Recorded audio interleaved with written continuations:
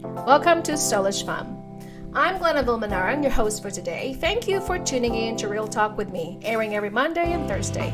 On this podcast, I dive into healing from trauma and share practical tools to help you discover and become who you are in God. Plus, you also find a variety of my other interests: fashion, travel, food, and more. If you're ready to embark on your healing journey, I invite you to check out my online course on Udemy, Mending the Mind and Heart, Healing After Trauma. Thanks for being here.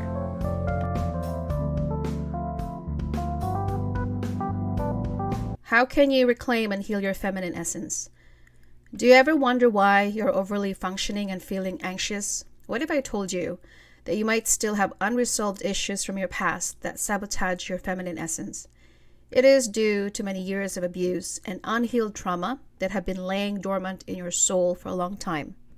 How can you reclaim and heal your feminine essence? Know your value is my number one point. Your value does not depend upon what was done to you. Whether you have been sexually, verbally, and mentally have been violated and abused, this does not tie in with your value. God said you are fearfully and wonderfully made. In other words, He created you with reverence because you are the spitting image of Him. You carry deep within your soul a blueprint of your Maker's character, wonderful and good. For instance, a diamond is buried in a soil, but the value does not diminish with the right cut, clarity, and carat. The same principle goes with you. What was done to you and the wrong choices you made in the past are not contingent on your value as a person. Discovering your true identity is my second point. Your identity is who God created you to be. Hence, I said, be and not do.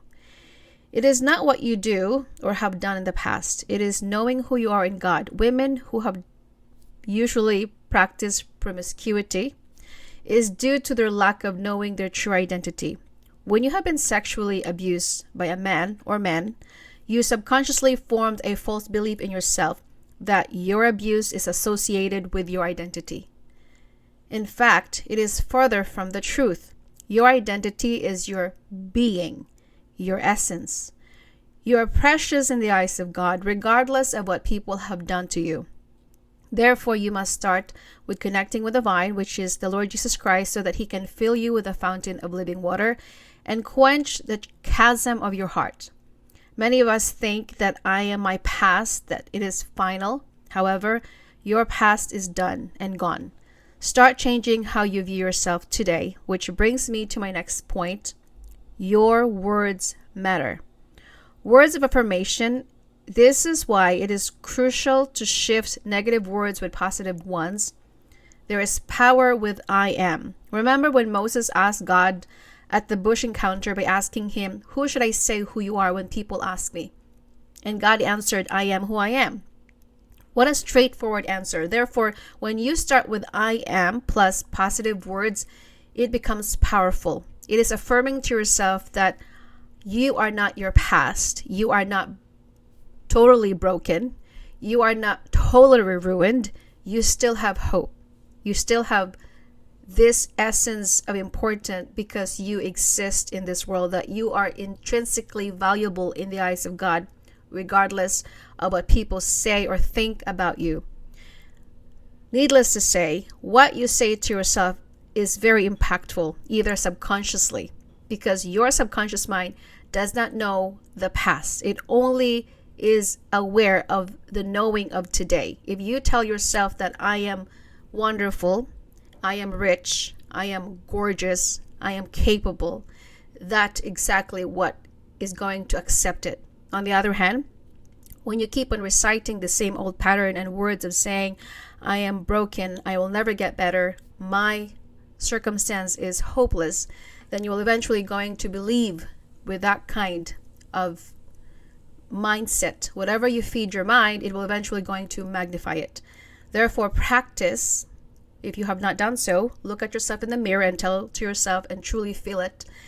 Perhaps you have not really taken the time to feel the emotion. It's one thing to only say the words, but it's not going to be as effective as truly feeling and embodying that kind of emotion when you truly tell yourself that you love yourself, which is number 4 is embodiment.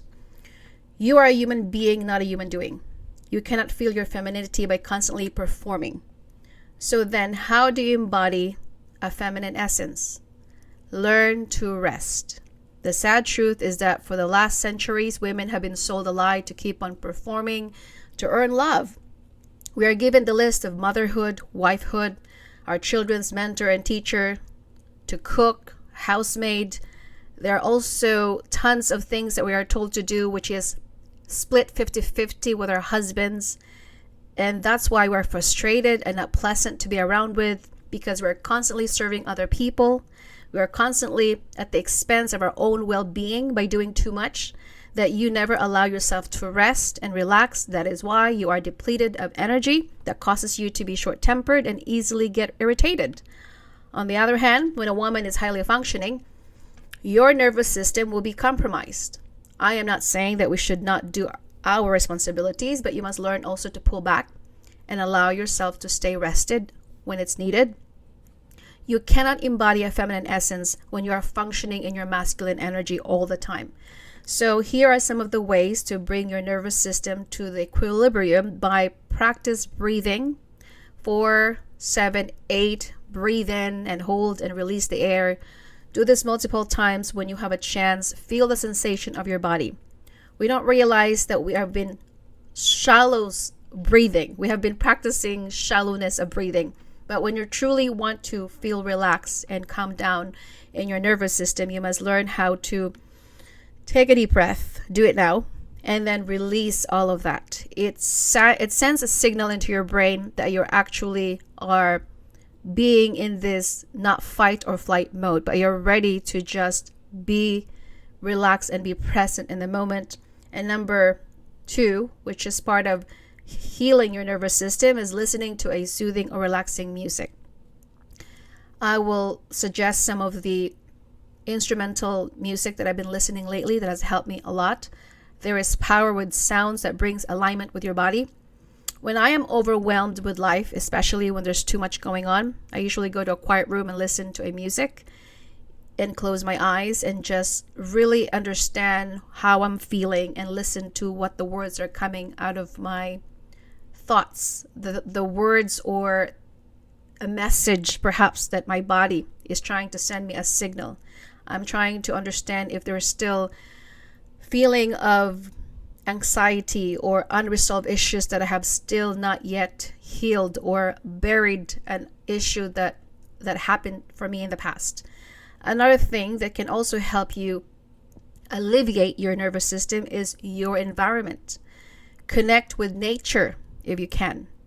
Nature has its beauty of making us understand that it is in stillness that we can grow. When you watch a tree, it doesn't get plucked out and replanted on a different soil every day. It's just there, planted and rooted in the ground. And whatever storm may come, either it's windy or rainy, it just bends with the season. And the same thing with us. We have to also understand that whatever season we're at, we have to embrace it. We have to go where we're planted. I love going to a park or a botanical gardens around your area is much better. Nature has its way of reminding you to slow down and enjoy the beauty of God's creation. Stop and smell the roses. Could mean literally or metaphorically. In other words, slow down and enjoy day by day. Seize the day, carpe diem. Another thing is your home and the atmosphere that you live in can either be relaxing or adding more stress in your life. So tidying up around your place, organize your space, remove any objects that no longer support you or identify with you. Only bring objects that are making you calm. Declutter as often, like getting rid of mails and pile of junk. As I have done a podcast a while ago stating that maintenance is the key. Maintaining your pile of laundry, cleaning your closet, and organizing your pantry to removing any unused items are necessary. According to St. Francis de Sales, never be in a hurry. Do everything quietly and in a calm spirit. Do not lose your inner peace for anything whatsoever, even if your whole world seems upset. And of course, let's not forget about reclaiming and healing your feminine essence is self-care, which includes reading, moving your body, going to a spa, getting your hair and nails done if you can afford them, keeping with your appearance from head to toe. If you look good, you will feel good. Self-image is everything. What you see in the mirror matters, for it invokes something in you. That's why as much as you have to change from PJs or sleeping wear into a different outfit by the time you wake up, brush your teeth, comb your hair, wash your face, because what you see in the mirror, every time you see a reflection in the mirror with a frumpy clothes and uncombed hair, it sends a signal to your brain that you do not worth that much of attention. If you give so much time tidying to your place and keeping it organized and clean, the same logic must be applied to your appearance. I do not know about you, but whenever I stay with my sleeping wear, my body naturally just wants to lounge around and do nothing all day. That's why I have different clothes for cleaning and working out. Each costume representative of who you are in that day. After I have done my chores and worked out for a few minutes, then I will take a shower and change my costume to a dress or a cute blouse or pants. Whatever you neglect loses its value. And then, of course, last but not the least, circle of influence. Your circle of influence are important in reclaiming and healing your feminine essence. Assess the kind of people around you. Do they naturally uplift you or drain you? You will be surprised the amount of influence other people have on you and vice versa. If you are naturally a complainer and a gossiper, and the people around you are going to most likely to be infected with the same trait. The more you are surrounded with negative, toxic people, dysfunctional, who are unwilling to be healed, you are most likely going to be dragged down with their drama. You will perpetually going to the same thing, thinking about the same problems you have. Evil company corrupts good moral. Constantly rehearsing and venting with the same saga are only convincing yourself that you are a victim of your circumstance and you do not have a choice to make any changes. Your circle of influence includes friendships, family members, the people that you follow online, the podcasts that you listen to, the YouTube channel that you watch. Social media can either bring forth positive outcome in your life or it can help you have a better future and teach you about self-improvement or probably make you a Betty Downer. So ask yourself this question: who do you hang out with? People with an eagle mindset who soar above their circumstance, or with a bunch of pigeons who just hang around and do absolutely nothing? Whatever you feed your mind, you're eventually being programmed on what you believe about yourself and the world. The world is chaotic. And many people are divisive who only want to divide and conquer. But your job is to truly attune to your body, your mind, and your heart, and reclaim and heal your feminine essence. Because, my friend, no one can do the hard stuff for you. And if you have not done so, reflect today, journal, meditate, and truly listen to what your heart is saying. I hope that you are wonderful as you can be, and stay bold, be brave, and be